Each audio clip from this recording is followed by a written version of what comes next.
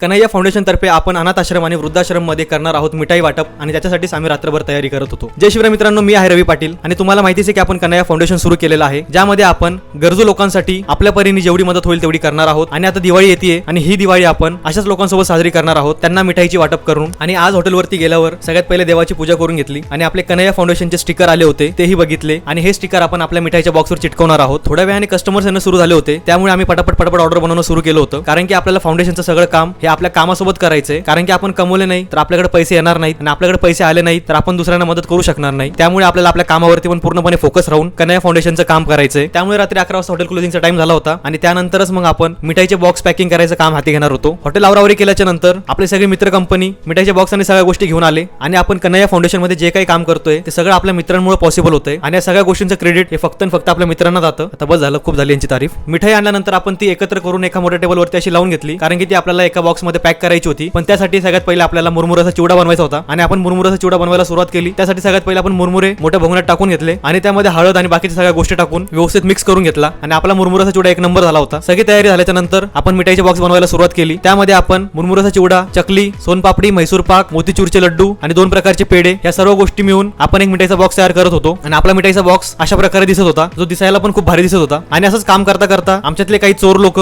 चोरून मिठाई पण खात होते आणि आम्ही त्यांना रंगे हात पकडलं, पण ठीक आहे, काम करून बिचारे थकले होते म्हणून आपण त्यांची चोरी माफ करून देऊ। आणि सगळे बॉक्स तयार झाल्याच्या नंतर ते आम्ही एका ठिकाणी जमा करून घेतले आणि हे सगळं काम पूर्ण करण्यासाठी आम्हाला रात्रीचे जवळपास 2:30 वाजले होते। त्यानंतर सगळे जण आपापल्या घरी चालले गेले। तर अशा प्रकारे राहिला आजचा दिवस, ज्याला आपण संपवलं एकदम कडक अशा स्माइलने।